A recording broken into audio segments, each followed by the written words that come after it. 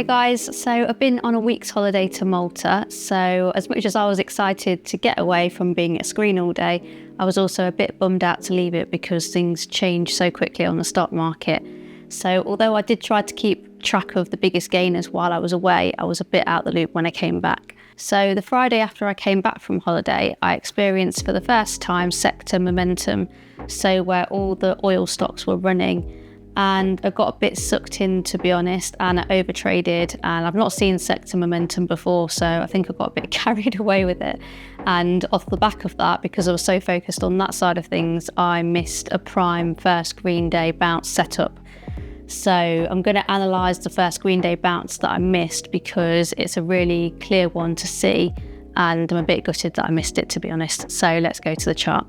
So the ticker was CARM, C-A-R-M. And I'll go to the daily chart first of all. So as I said, this was a first green day bounce setup, so where stocks had a big run up, it's pulling back and you're looking to play it for a bounce.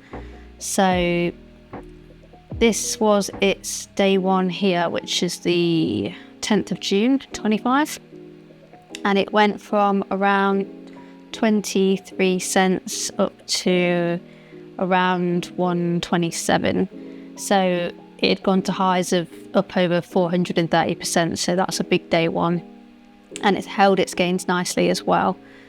And then it's had a couple of red days, and then this day here is the bounce day, which, as I said, I missed. So I'm still going to go into the analysis a bit because it's a really good one to look at.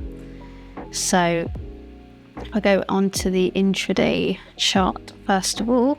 On the 5-minute time scale, can see that this is its day one here. I'll just zoom in a little bit.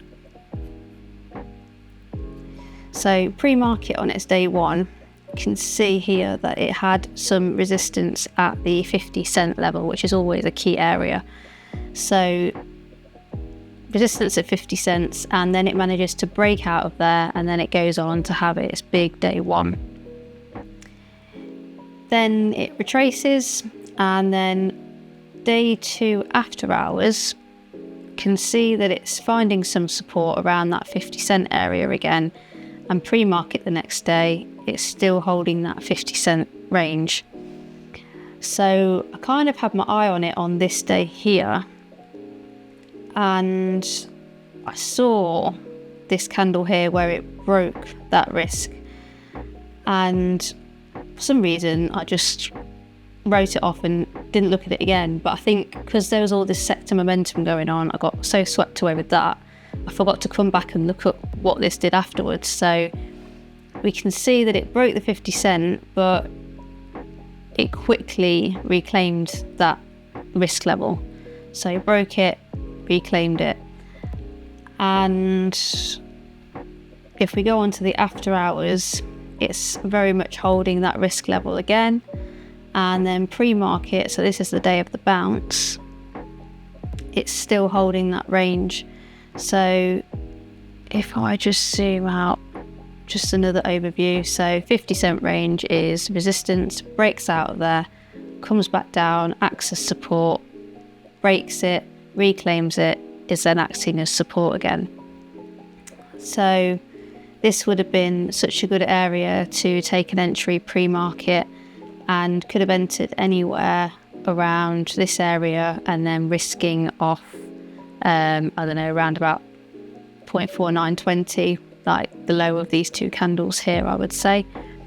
So really good risk reward, and then market opens and then it bounces up to it's about a 40% bounce from down here, so pretty nice bounce.